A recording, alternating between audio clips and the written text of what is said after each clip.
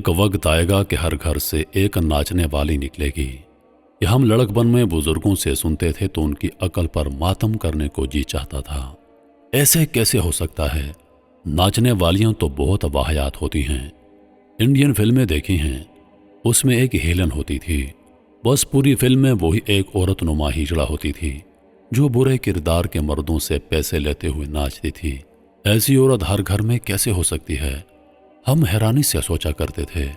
پھر وقت بدلتا گیا، دوپٹے سروں سے سینوں پر آ گئے، شلواریں ٹخنوں سے اوپر جانے لگیں۔ کوئی بزرگ روکتا تو ہم ہی راستے میں آ جاتے۔ کیا ہو گیا ہے؟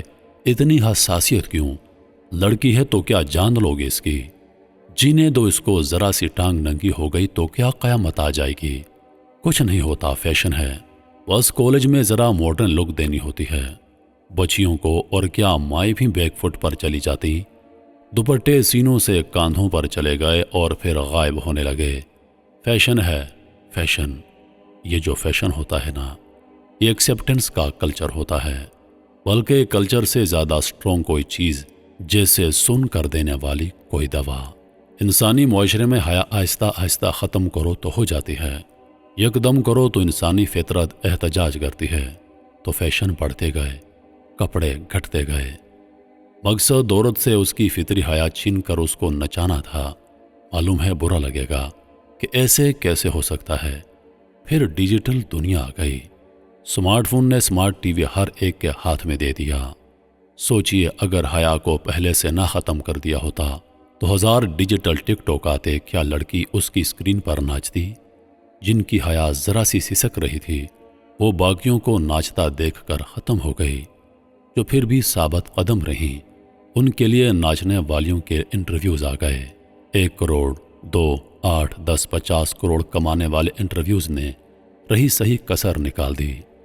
فاقے کرنے والی کی بات تو چھوڑ دیں، وہ تو جسم بیچنے کو جائے تو اللہ اور اس کا معاملہ۔ یہاں مڈل کلاس اور سفید پوش طبقے کی لڑکی جب دیکھتی ہے کہ کروڑوں کمانے والی کا حسب نسب کوئی نہیں پوچھتا تو اس کا حوصلہ بڑھ جاتا ہے۔ پھر معاشرے میں ڈراموں سے لے کر مغربی فیمنزم کی آڑ میں محض عورت کو رنڈی بنانے کا کام بھی جاری رہا۔ چائنا نے ایک ایپ دی ٹک ٹاک، پھر سٹریمنگ کی ایپس کا طوفان آ گیا، مگر چائنا نے اپنے ملک میں ایسی بے حیائی کو روک دیا اور محض اپنے لیے مفید کانٹینٹ کی اجازت دی، جبکہ ہمارے ہاں ٹک ٹاک اور دیگر سٹریمنگ ایپس پر عورت ناچنے لگی۔ آج ان ایپس پر 90% ناچنے والی ویڈیوز کا بیک گراؤنڈ ایک گھر کا بیڈ روم یا لیونگ روم ہوتا ہے، اور ناچنے والی ایک گھریلو عورت۔